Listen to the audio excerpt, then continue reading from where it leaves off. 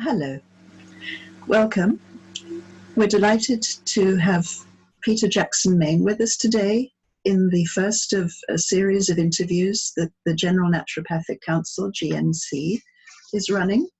Peter is the chair of the GNC and the founding member of the Association of Master Herbalists, of which he's also the president emeritus.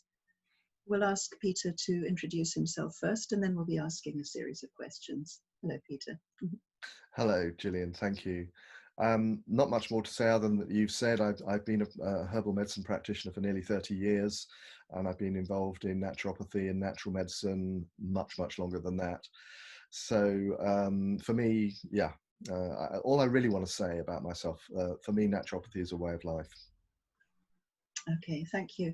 Well, first of all, what's disturbed a lot of naturopaths over the last few months is the total focus on the virus as enemy, with no discussion of how to build and maintain immunity. How would you address that from a naturopathic perspective? Well, very simply, from a naturopathic perspective, we would go along with the idea that the terrain, i.e. the existing condition of your tissues and organs, will be the determining factor in whether or not you resisted any pathogen, viral, bacterial, or whatever. This was very much a philosophical discussion at one time, beginning of the turn of the 19th to 20th century, when amongst two competing paradigms, one was about the terrain and the other was what we call germ theory. Germ theory under Louis Pasteur and Robert Koch won. And we've been waiting 100 years really for our opportunity to come back and promote the alternative point of view, which reportedly, of course, Pasteur on his deathbed recanted germ theory and said that, that Béchamp, the guy, or Bernard, I think it was, the guy who was promoting terrain theory, was actually right. So I think it's a sensible viewpoint is that it's a bit of both. Obviously, if you are in a poor state of health, and we know this from what's going on at the moment, that people are faring much worse if they have pre-existing comorbidities, as we call them, pre-existing conditions, particularly blood-related conditions. There's a lot out there about that. If you are in that category, then you are clearly at risk. What we're trying to promote as naturopaths is an alternative to managing health in this kind of what I would call okay, so what I want to say is we want to talk about managing health strategically from the outset rather than having to cope with an emergency when it comes along, if you understand. Yeah. So what I mean by that is what we're teaching people is it's a long-term business. What's been happening at the moment is a short-term thing. It's hit everybody, and we all know people who have died. I certainly do. So we're really, I think what we're doing is trying to promote a different view, but you can't just say, right, oh, okay, it's all about the terrain. We won't take any notice of the virus anymore, because it's too late for that, So what we need to do is be building people's understanding of that issue and helping them to take care of their health in a different way. Okay, thank you. Caroline? Yeah, so what would you say is the most effective message that naturopaths can give to their clients at a time like this, the most effective? Yeah, I've thought a lot about that, and I put a few things out, particularly with regard to naturopathy and herbal medicine and responses. And I think the most effective thing we can say to people at this point is that there are other ways to protect your health, even if you have the virus, even if you are not well, there are still ways that you can do it. And I think it's very important in this situation to put a little bit of power back in people's hands, because I guess most people have just been feeling completely disempowered. Yeah, I think that's the major issue here is this disempowerment and fear. Yeah. And that if people understand that there is something they can do about it. Absolutely. Well, Peter, what are a few components of a natural herbal protocol then that you would recommend to strengthen one's immunity in times like this? It sounds easy, doesn't it? But it is quite complex. And my first thought that came through when you asked that question was get an assessment. As naturopaths, we are qualified to assess people's health We have a range of tools to do that. You know, I use TCM diagnosis, and I use iridology, and I use a number of other techniques that I've gathered over the years, and I use naked intuition a lot of the time as well. But just get an assessment from somebody who's been in the business for a while, or somebody who's passionate about the naturopathic approach. Get an assessment of your health, and then find out what are the key points to focus on. We're all different, I could say, right, well, protect your chest because it attacks the chest. But for some people, they might be diabetic, they might have blood sugar problems. That would be a more important thing to sort out for them. So really, it is. It comes down to, before you can act on your own behalf, you have to have knowledge. And where's that going to come from? Right. Do you think, though, that it falls into several different stages? For example, somebody who's taking a preventive approach as against somebody who feels that they may have succumbed, as against somebody who really is in the throes of it seriously? Absolutely. And as a practitioner, I've seen all of those stages, if you like, in the people that I've been helping. And the approach is different in each case, there's no doubt about that. And from a herbal perspective, it's different. As you know, I did a video for CNM on the herbal approach. And what came through with that was that there very much is, the situation itself goes through a number of stages, and our response, and much of this, by the way, was informed by Chinese herbal medicine, which was being applied in the original location. And so we weren't flying blind, if you like. We had guidance, which was very, very helpful, actually. And we had guidance on each of those stages, so we knew what to do. Oh, thank you. Well, I think it would be good for us to link to those then, both to the interview you've already given that's more detailed, and perhaps to the Chinese sources that you're discussing. Thank you. Caroline. So, a lot of people just want to get down to the brass tacks. So if you've got someone who's coming down with any of these symptoms of this, new virus, I mean, what would you tell them to do? What would you tell naturopaths to start with? Because I think also, as practitioners, there are some practitioners out there who are a bit nervous about this. Do you think it's all about boosting immunity or modulating it? And there is, there's quite a lot of controversy around this. Do you want to comment on that? Of course. In the first place, the fact that this is a novel virus, as far as naturopathic practitioners are concerned, that is practically irrelevant. Yeah. We respond to the virus in the way that we respond to any virus, and we respond with herbs that are nominally antiviral, but they do much more than that. They also promote our own immunity, and they promote it in particular ways. They promote first line of defense, if you like. So I'm talking about herbs like yarrow, elderflower, and the very well-known combination for dealing with a viral infection, whatever it is. It could be the common cold, it could be the flu. In the first stages is to just drink a massive great pot, or maybe more, 2 or 3 during the course of a day, of a blend of elderflower, yarrow, and peppermint. You sweat, and you literally sweat the pathogen out of the body. And that's how it works. And in many cases, you wake up the next day, or if you maybe have to carry it on for another couple of days, but after that, you pretty much cleared it. And that's the hope. If that doesn't happen, then of course we can go forward to discuss other measures. But my first response is actually to do that. If you feel like you're coming down with something, it's a very simple thing to do. And one of the things I'd like to say about that also is that, I don't know about you, but when I go out into the countryside around the place, now that we're able to do that, what I see is elder everywhere, masses of it. Nature's handing us the answer. And this is a big part of why I'm involved in natural medicine, because that's where I look for the answers. And it's right there, it's staring us in the face. Yeah, absolutely. Thank you.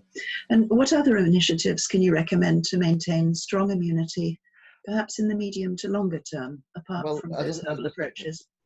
As I said previously, getting your health on track, if you're not that well to start with, is you need some information to work with first. So you need to know, for example, it's no point in just talking about immunity if your digestion's not working, or if your kidneys or adrenals are flagged out. You know what I mean? It just won't work. So in herbal medicine, we're quite fortunate in that a single herb can have a number of different actions. For example, take the herb astragalus, which is the one that we usually bring forward when it comes to building immunity. And I use it in a lot of old people, particularly to help them get through. I mean, I've in one practice I had, most of my patients were in the sort of 60s, 70s, and 80s age bracket. I took over a clinic that was a very long-running clinic, and that was the clientele of the clinic, right? So, and I got very, very good at preventing them from getting ill over the winter by using very simple things like astragalus and perhaps a little bit of echinacea here and there, of course, as well, just on an ongoing basis.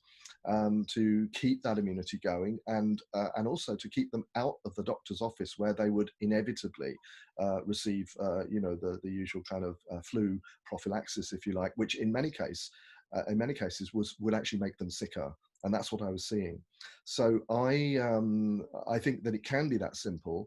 But then I was looking after these people in other ways as well. So I was assessing, and they used to come and see me. I had the kind of practice in that location where people would see me when they were well because they wanted to stay well. And I would take their vital signs and listen to their stories and make tweaks in their medicine.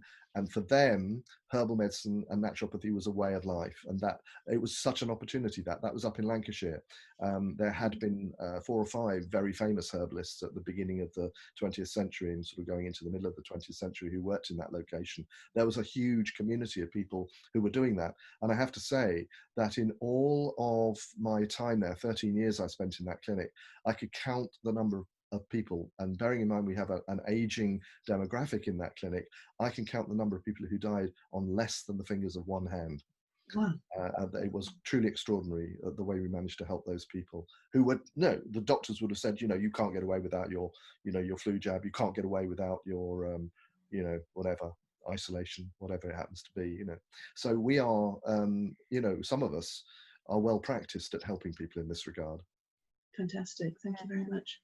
I mean, the next question was really around whether we should recommend reviewing a protocol regularly, but you've answered that question. Mm-hmm. We are all biochemically individual. Yeah. We should all be assessed as individuals, and there are, of course, things that we can do across the board. But isn't it wonderful that you've stated, which I love too, is people coming for prevention, and this is what this should be all about. Is prevention. So is there anything else you'd like to say in that regard in terms of regular protocol? I mean, it's not, I personally, I work towards, and this is something I work towards with my patients as well. I don't necessarily want, for me, it was a surprise that people kept coming back to see me at Abbott's of Lee. Because I was like, well, you're better now. You don't, oh no, it's coming here that keeps me healthy, and I think that's wonderful. And I did very well out of it, and I got a huge amount of experience, and I helped those people. And actually, I had one. They keep popping up now that I'm no longer up there. The clinic, unfortunately, due to adverse circumstances, had to close. It's nothing to do with how successful it was. It was just, there was a death, and the person responsible for running it was no longer available. But I even yesterday, I had somebody who used to see me there popped up again and asked to be, to see me again. So they keep coming back. And that, I think, is the mark of not just a successful practitioner, but a successful approach. So, Peter, when we're looking at reviewing the protocol regularly, what would you say about that? I think, it's one of the big principles of naturopathy that we view everybody individually. And we also take the view that in addition to what we might call your natal constitution, we're talking about constitutions, as we often do in traditional medicine, whichever particular category you subscribe to. Personally, I have a big interest in what we call the Galenic or humoral system, which was the system of medicine that prevailed in Europe for 16 centuries, up from Hippocrates and Galen.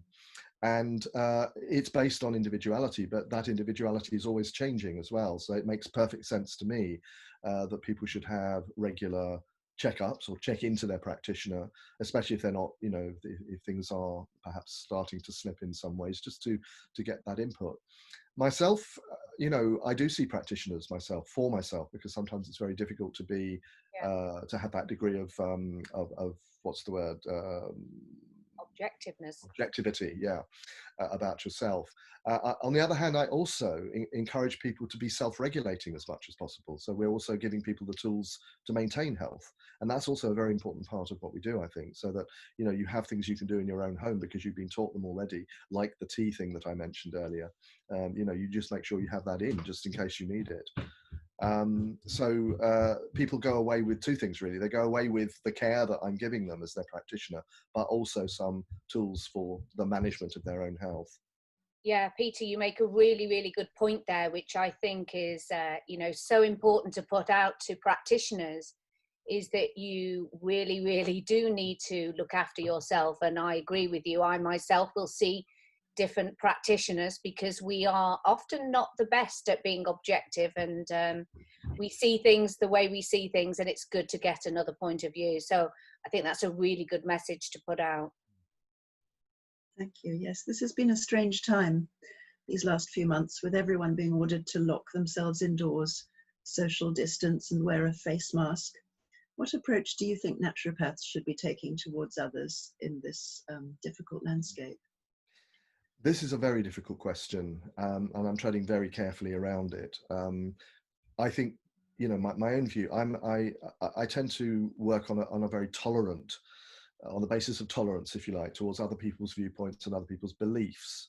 I don't share the majority belief that's out there about what's happening at the moment. And, you know, and I've been keeping an eye on the science as well. There is no science really behind a lot of the measures that they're putting out there. There's no science behind social distancing really. Yeah. You know, it's just guesswork. And there's, you know, masks are arguably worse than useless, especially for people with pre-existing respiratory complaints. So the people who are most at risk of catching something are the last people who should be wearing masks. Not going out into the outdoors, you know, as much as we'd like to, and not being able to hug people. I'm sorry, but, you know, for me that is disastrous. We are kinesthetically tactile beings. We need that contact. And you know, but that's my belief. Okay, I don't think I'm going to get ill from hugging the wrong person. I just don't believe I am, and therefore I probably won't. But if other people out there are worried about that, then of course, you know, we have to respect that and we have to do the right thing. And one of the things that we are sort of struggling with a bit at the moment is, you know, what do we do in our own clinics when we open up again, and in our own classrooms when we open up again? How do we manage that, given that, you know, we're probably going to be under, you know, under government guidelines, if you like, whatever they are, when they finally decide to tell us. But we, you know, I go out and I stand in lines in socially distancing queues, and I just laugh. Which is, you know, I don't do it in the way that's obvious to other people that's going to upset them, but the whole thing strikes me as totally absurd. But that's just my belief system. So I'm very happy for people to do what they need to do to feel safe, and if they feel safe, then they probably are.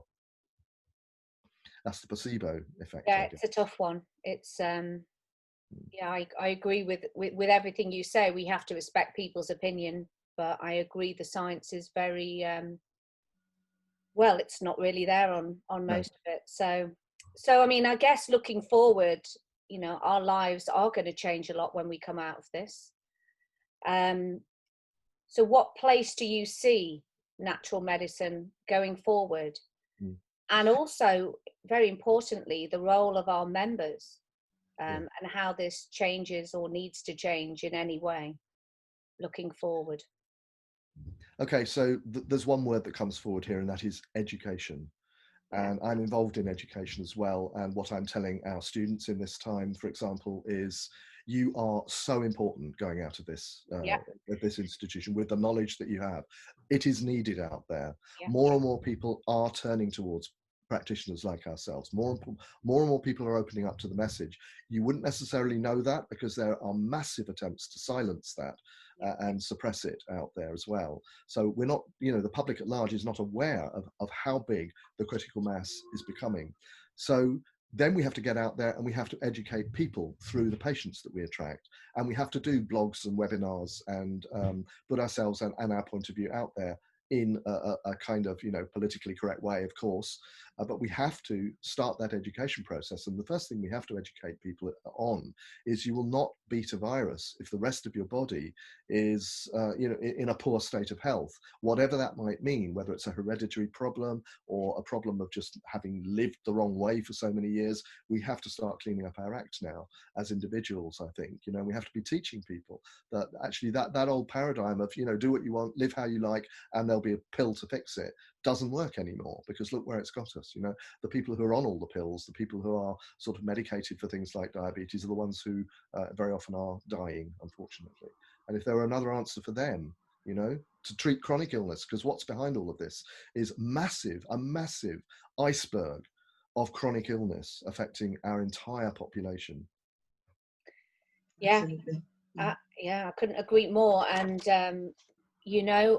those of us in the naturopathic profession, nutritional therapy, and so much more, I think we're going to see a big change for the better, and I think we're going to see a lot of people and a lot of demand for our services.